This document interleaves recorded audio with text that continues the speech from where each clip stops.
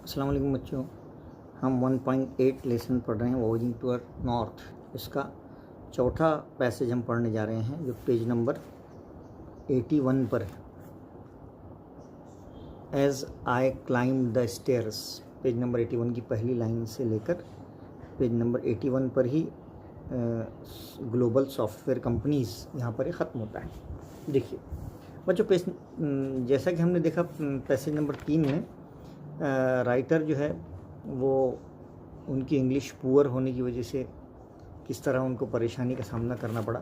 तो passage number 4 में हम देख रहे हैं कि राइटर यहाँ पर अपनी इंग्लिश को इम्प्रूव करने के लिए डिफरेंट स्किल्स का यूज़ कर रहे हैं, स्टेप्स ले रहे हैं, यानी अपनी इंग्लिश को सुधारने के लिए वो मुख्तलिफ़ इक़दाम कर रहे हैं, स्टेप्स ले रहे हैं। और उनको जो है इंग्लिश पर जब मास्टरी यानी महारत हासिल हो गई तो कौन कौन सी उनको अचीवमेंट्स मिली, कौन कौन सी कामयाबी मिली, ये दो बातों का इसमें ख़ास तौर से ज़िक्र है।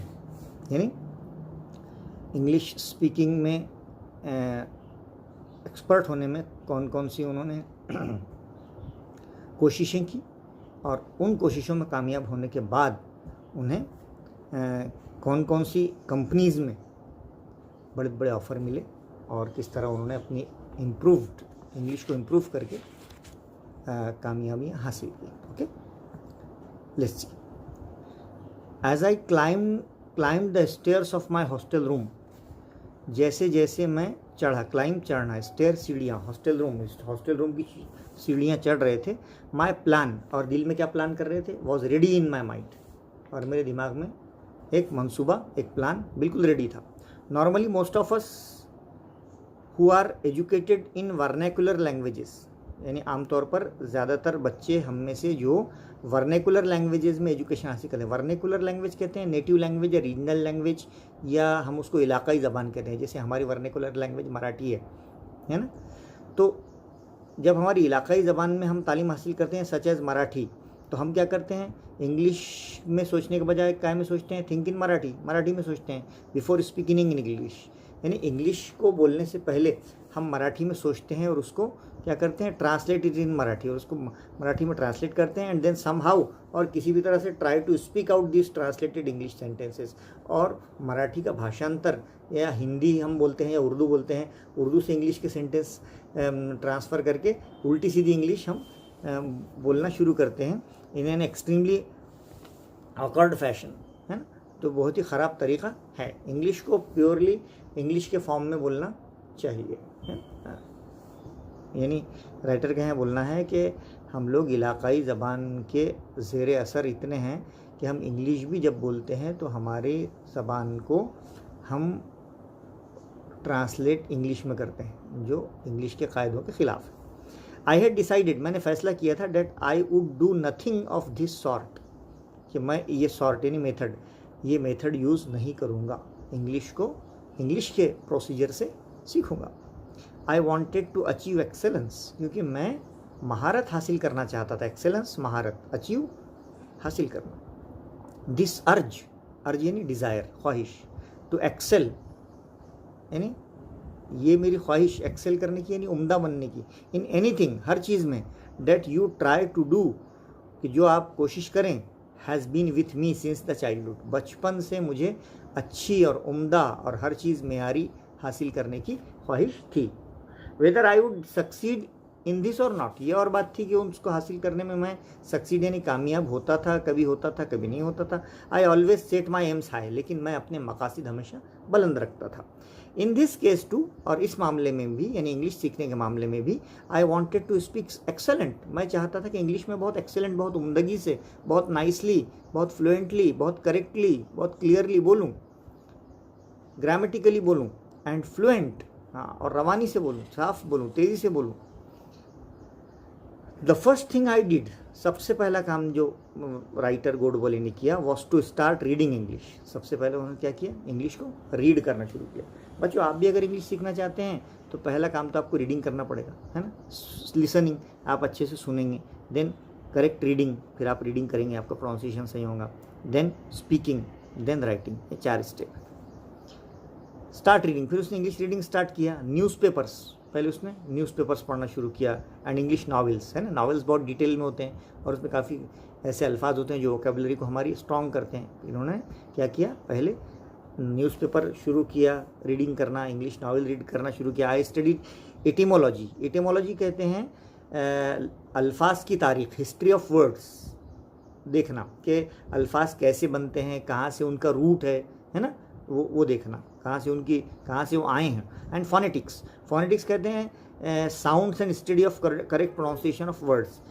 सौती यानी आवाज़ से मुताल्लिक़ ज़बान के तलफ़ुज़ और मखारिज जो होते हैं उसका मुतालिया, वो फोनेटिक्स कहलाता है। तो ये दोनों का इन्होंने स्टडी किया, अल्फाज की तारीख़ और ज़बान के तलफ़ुज़। And studied the roots of the word, और अल्फाज कहाँ से आए इंग्लिश में उसको भी स्टडी किया। And how to pronounce them, और उन अल्फाज को कैसे प्रोनाउंस किया जाए, उनको कैसे बोला जाए, कैसे तलफ़ुज़ उसका है, वो भी सीखा। And I use to stand in front of the mirror, और वो इन फ्रंट ऑफ यानी के सामने, मुहावरा है, वो आईने के सामने खड़े रहते हैं। प्रैक्टिस स्पीकिंग, और बोलने की प्रैक्टिस करते थे, मशक करते थे। रियलाइजिंग माई मिस्टेक्स, अपनी रियलाइज़ करते थे, समझते थे, अपनी मिस्टेक्स को समझते थे। एंड करेक्टिंग देम, और उन मिस्टेक्स को करेक्ट करते थे, दुरुस्त करते थे। Them my self all the time, पूरा वक्त देते थे।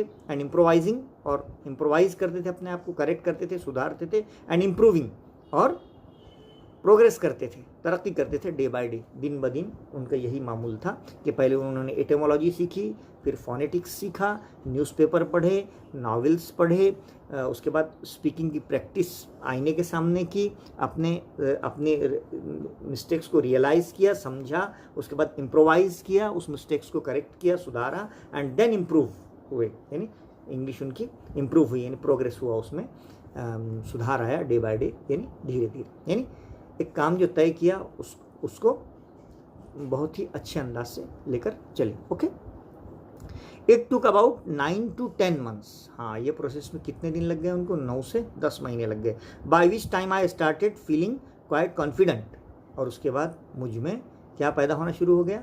कॉन्फिडेंस, हाँ, भरोसा आने लगा। अबाउट स्पीकिंग इंग्लिश, हाँ, फिर इंग्लिश बोलने में उनको कॉन्फिडेंस लगने लगा।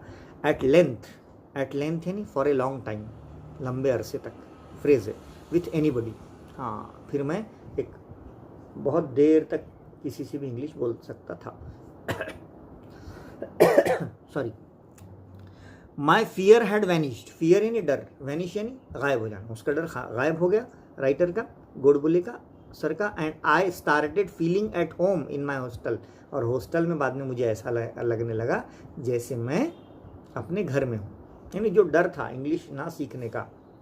मैसेज नंबर 3 में हमने देखा कि राइटर सब कुछ छोड़कर भाग जाना चाह रहे थे, लेकिन जब वो चीज़ जो अपनी कमज़ोरी थी, उसने अपनी कमज़ोरी को अपनी ताकत बनाई, है ना। तो इंग्लिश ना आना ये उनकी कमज़ोरी थी, तो उसी कमज़ोरी को उन्होंने अपने क्या किया, अपनी ताकत बना लिया। तो आज उनका दिल हॉस्टल में इतना लग रहा है कि वो गोया हॉस्टल को ही अपना घर फील कर रहे हैं। इन माई फ्यूचर कैरियर, मुस्तकबिल में, out of 32 years in information technology, यानी 32 साल वो आईटी सेक्टर में रहे, इंफॉर्मेशन टेक्नोलॉजी में रहे, फील्ड में।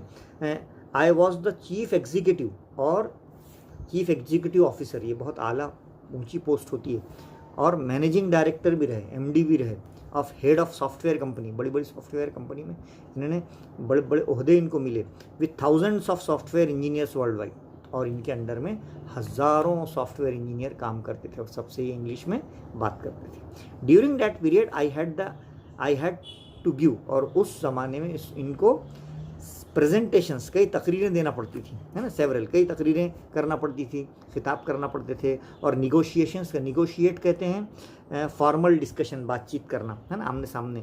मेनी कॉन्ट्रैक्ट्स, कई कॉन्ट्रैक्ट्स पर इनको साइन करना पड़ते थे with the CEOs, chief executive officers से, डायरेक्टर्स से, वीआईपीज जो इंपॉर्टेंट पर्सन से, इन द यूएस, ख़ासतौर से यूनाइटेड स्टेट ऑफ अमेरिका में, यूके यानी कि यूनाइटेड किंगडम यानी इंग्लैंड में, ऑस्ट्रेलिया में, ये तीनों मुल्कों के सॉफ्टवेयर कंपनीज़ के सीईओज, डायरेक्टर्स से ये बहुत ही अच्छी इंग्लिश में निगोशिएट भी करते थे, बातचीत भी करते थे, और प्रेजेंटेशंस, अपने स्किल्स, अपनी तकरीर भी उनके सामने बहुत, स्पीच बहुत अच्छे अंदाज से करते थे। इतनी महारत इनको आ गई थी, मुराद सीख लिया था।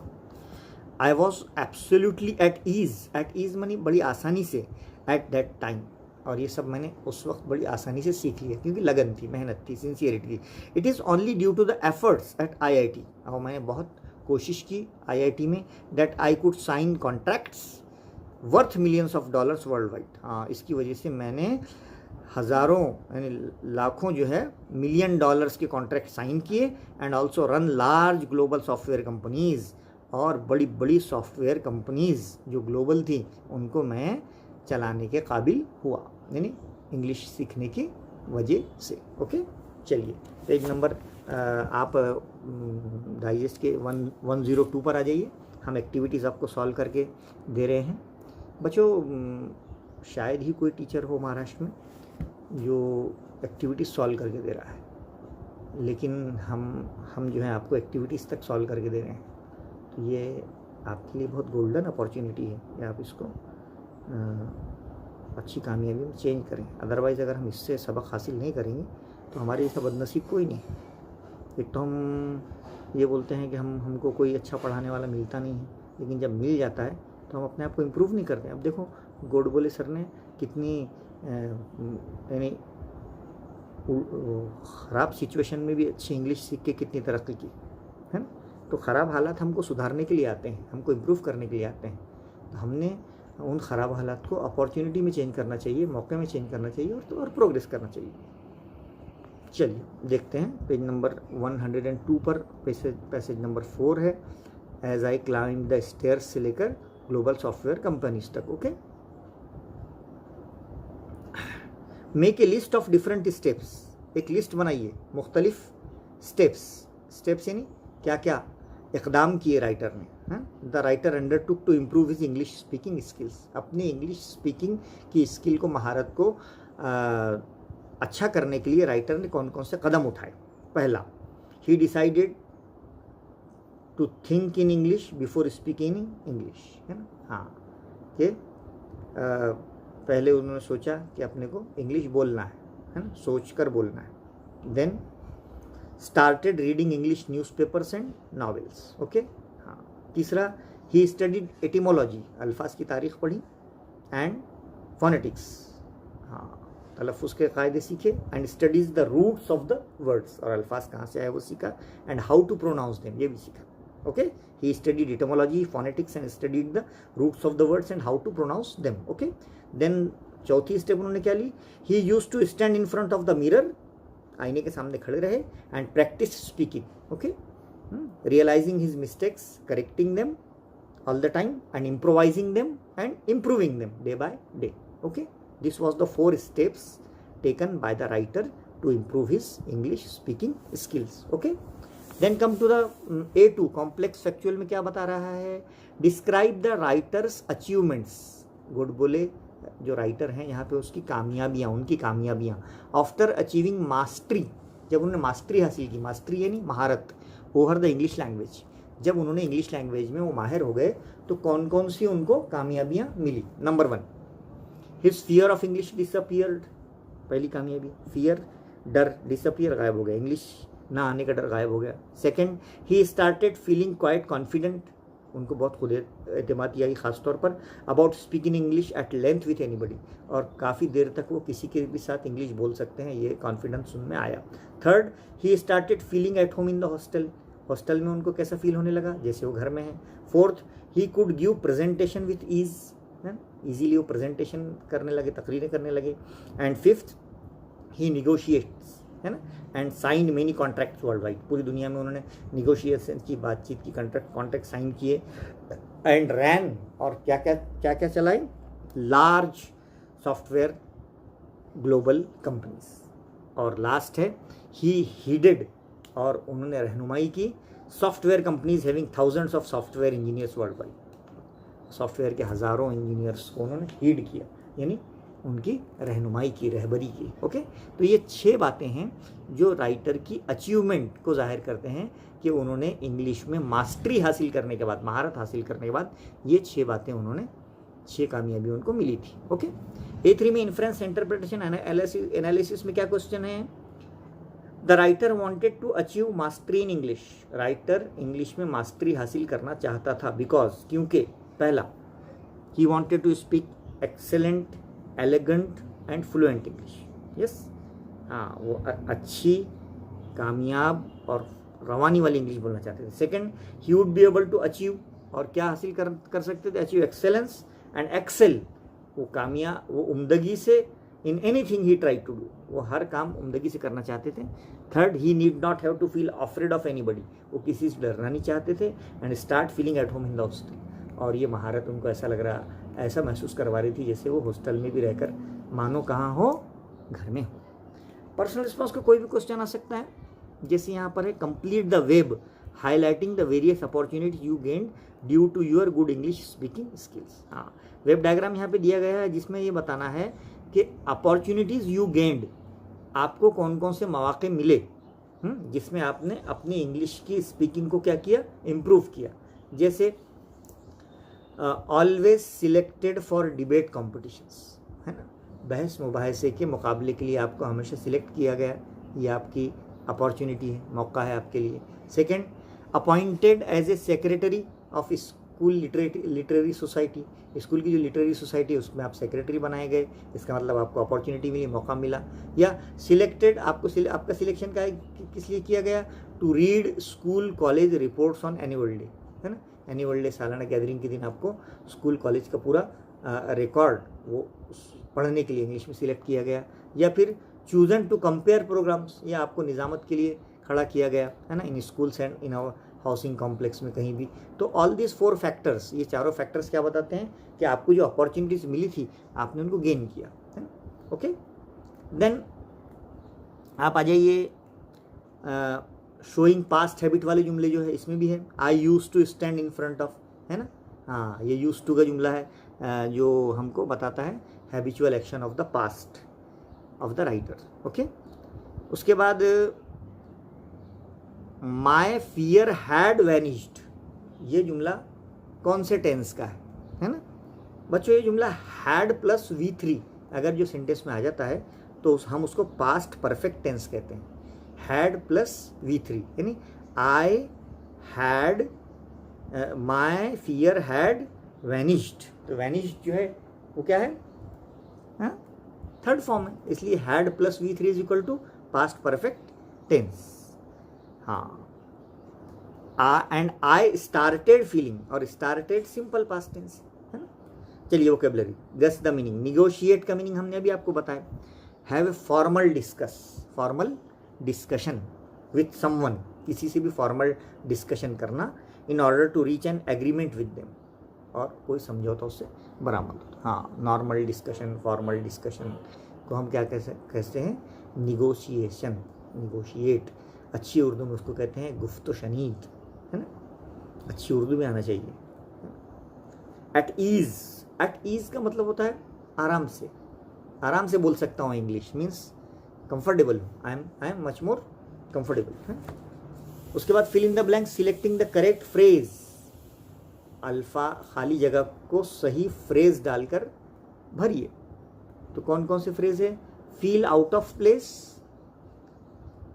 Speak at length, feel at home and sea of knowledge. Okay, हाँ, फील आउट ऑफ प्लेस का मतलब होता है कि अनकंफर्टेबल फील करना, स्पीक एट लेंथ काफ़ी देर तक बातचीत करना, फील एट होम घर जैसा महसूस करना, एंड सी ऑफ नॉलेज और इल्म का समंदर। जैसे यहाँ पे 2 करके बताए गए हैं।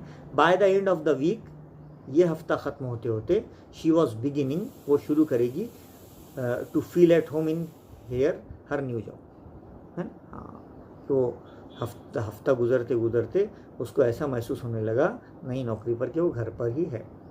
The teacher spoke at length explaining the concept, teacher ने काफ़ी देर तक गुफ्तगू की और कंसेप्ट को एक्सप्लेन किया। ओके, तो यहाँ पर बच्चों हमारा 4th पैसेज भी ख़त्म हुआ। अब हमारे 2 पैसेज बाकी हैं, क्योंकि इसमें जो है नहीं, अभी हमारे 4 पैसेज बाकी हैं। तो इंशाल्लाह हम 4 पैसेज भी आपको पढ़ाएंगे।